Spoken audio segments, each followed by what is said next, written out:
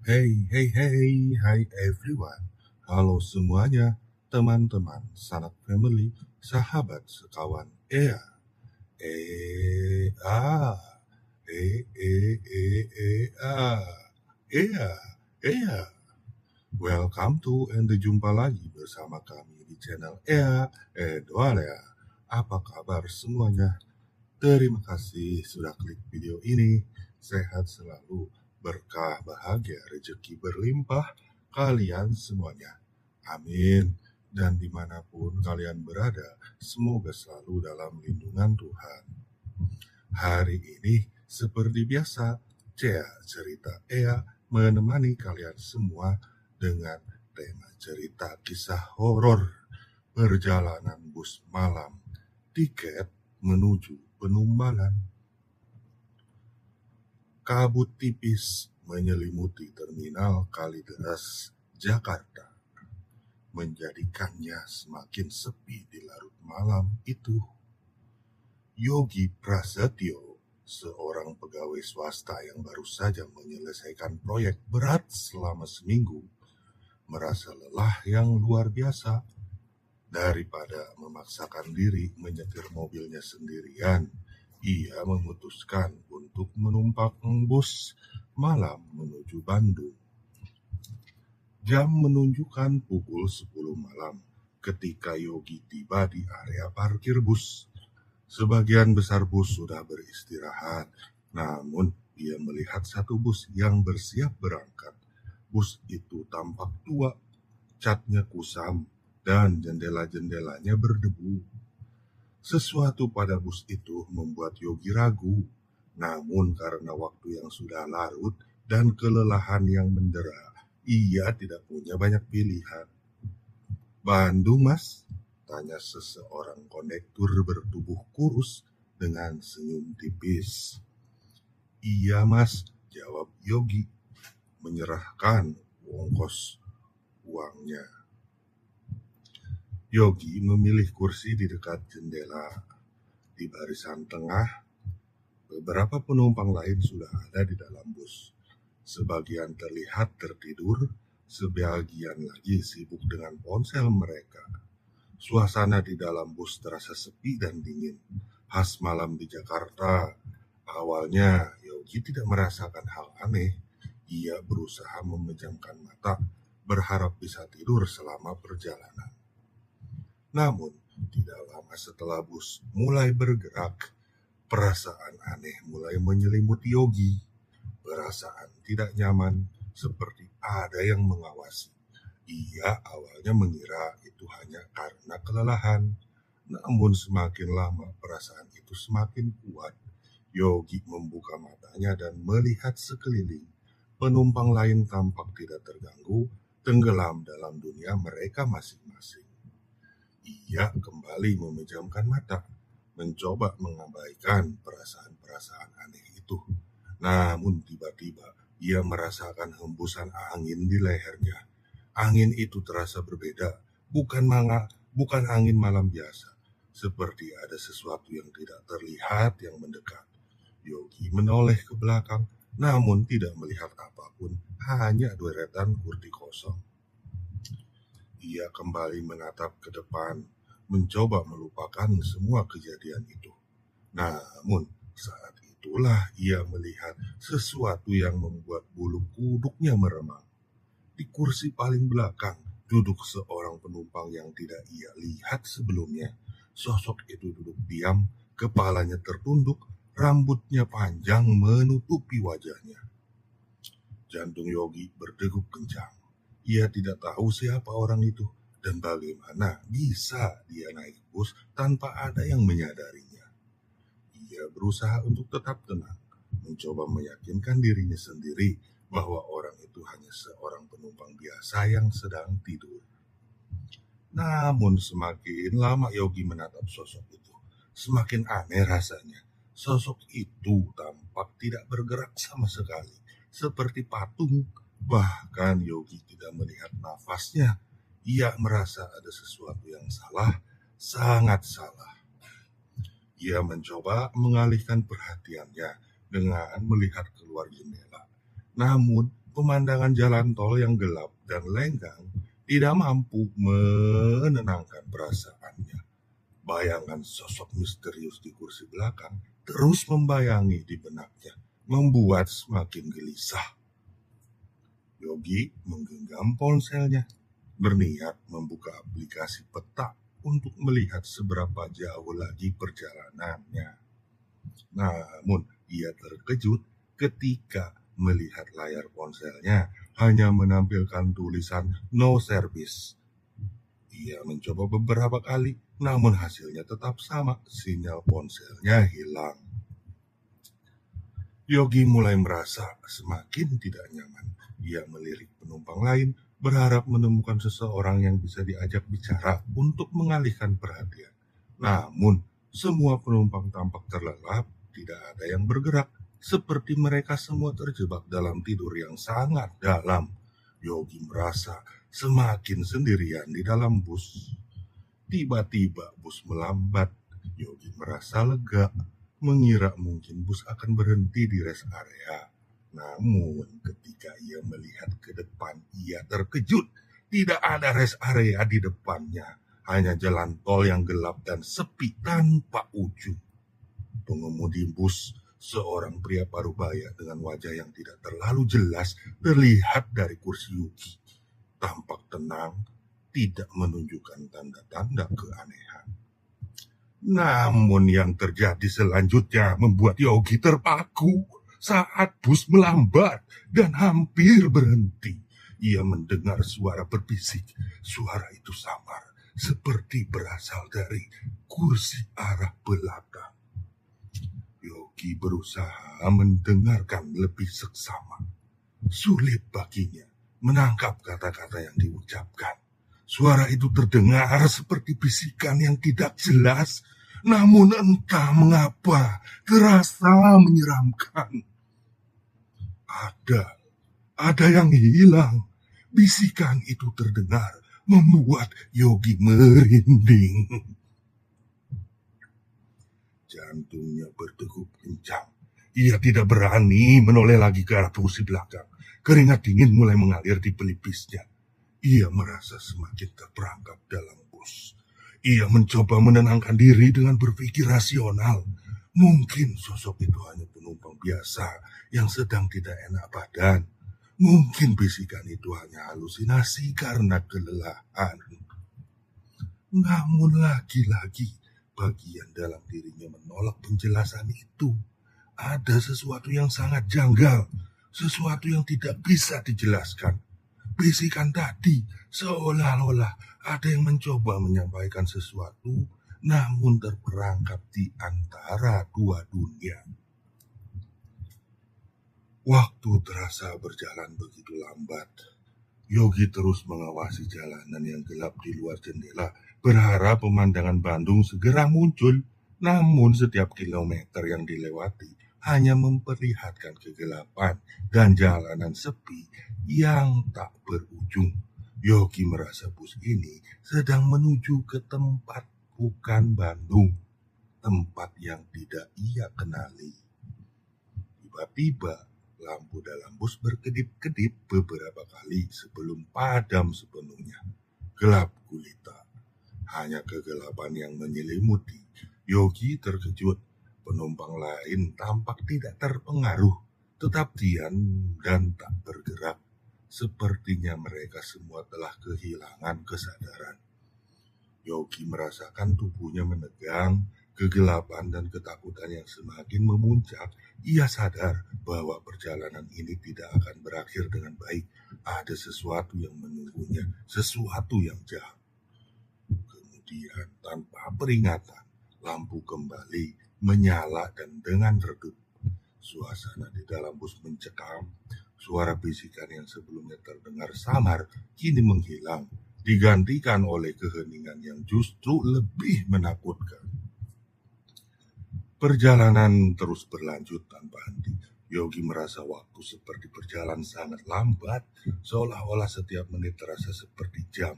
Ia mencoba melirik jam di pergelangan tangannya, namun jarum tangannya di jam berhenti di posisi yang sama, di tidak bergerak sedikit pun. Tiba-tiba Yogi menyadari sesuatu yang lebih mengerikan. Bus yang seharusnya ke arah Bandung kini mulai melewati jalan yang tidak dikenalnya. Pemandangan di luar jendela berubah menjadi hutan lebat, gelap, dan menyeramkan. Yogi yakin seharusnya mereka masih di jalan tol, tetapi pemandangan itu seolah-olah mengisyaratkan mereka berada di tempat yang berbeda, tempat yang tidak pernah ia lihat sebelumnya. Ia mencoba bangkit dari duduknya, ingin memastikan dengan bertanya kepada sopir bus. Namun langkahnya terhenti ketika ia melihat semua penumpang di dalam bus tampak berbeda. Wajah mereka yang tadinya tampak normal, kini terlihat pucat dan kosong. Mata mereka menatap lurus ke depan tanpa ekspresi. Sosok di kursi belakang yang selama ini membuat Yogi gelisah kini menoleh ke arahnya. Wajahnya yang tertutupi rambut panjang perlahan terangkat, memperlihatkan kulit yang pucat dan mata yang cekung. Ia tersenyum, senyum yang menyeringai dan mengerikan.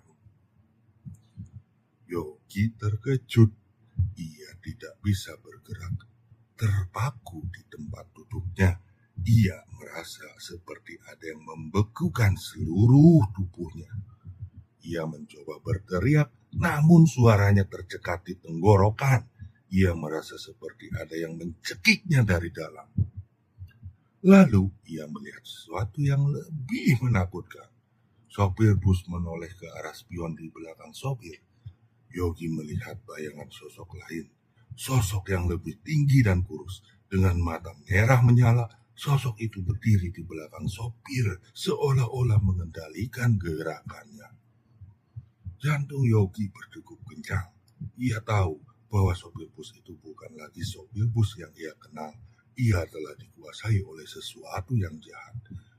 Bus melaju semakin cepat, menembus hutan yang gelap dan menyeramkan. Yogi merasa bus ini sedang menuju ke tempat yang bukan hanya asing, tetapi juga berbahaya, tempat yang tidak seharusnya ia datangi.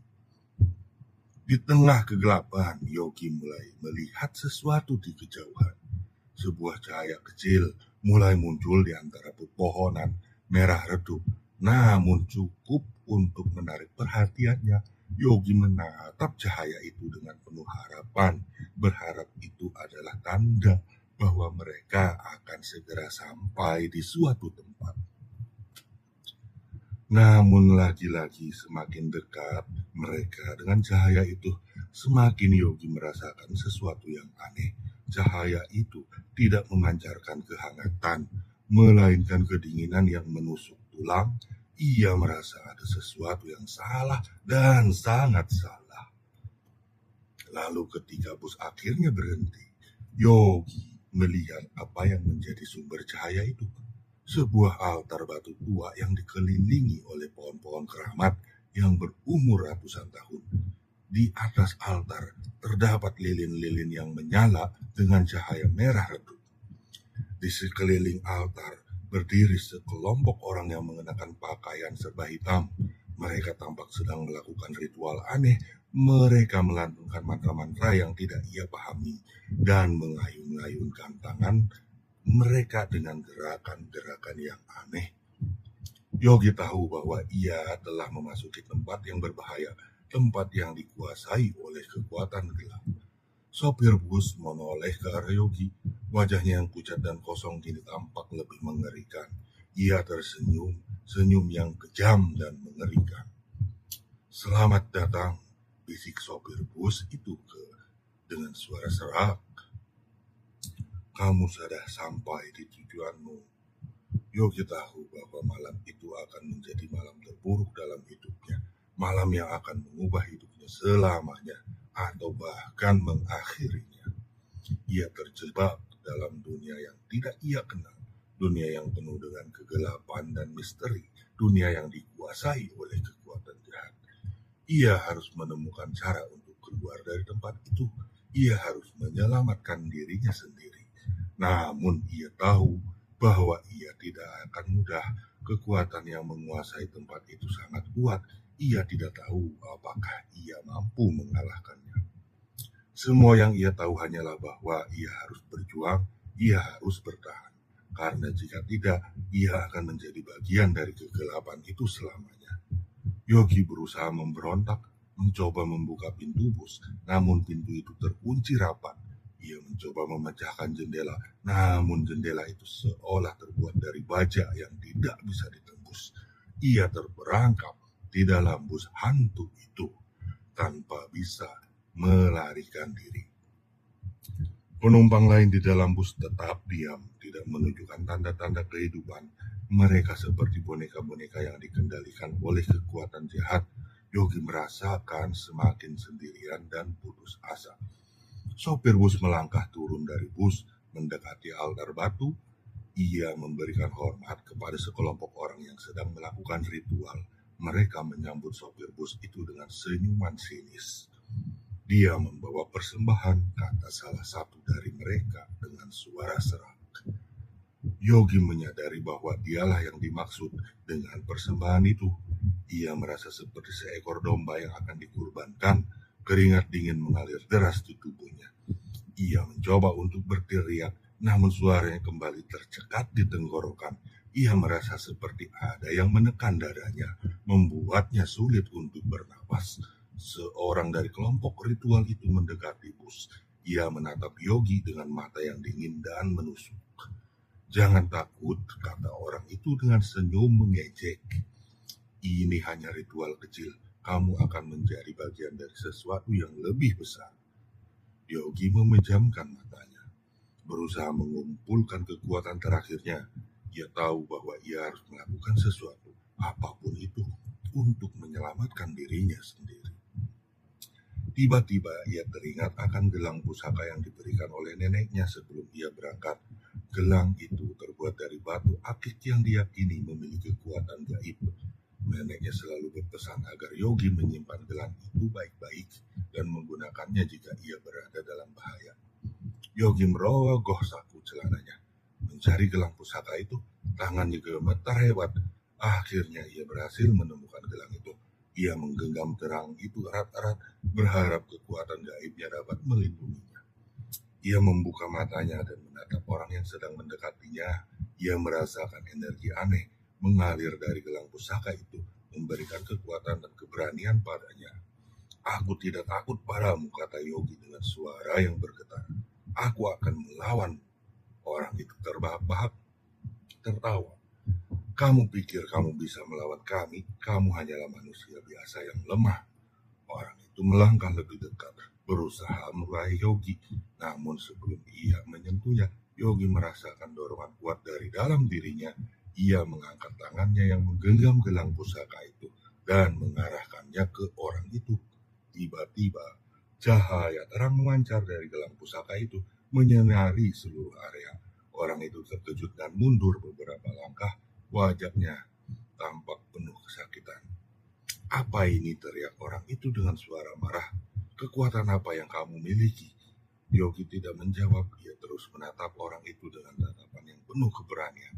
Ia merasakan kekuatan gelang pusaka itu semakin membesar, memberinya kekuatan untuk melawan kegelapan. Cahaya dari gelang pusaka itu semakin terang, memaksa sekelompok orang yang sedang melakukan ritual untuk menutup mata. Mereka mulai berteriak-teriak, merasa terganggu oleh energi aneh yang terpancar dari gelang itu. Sopir bus yang tadinya terlihat tenang kini tampak panik.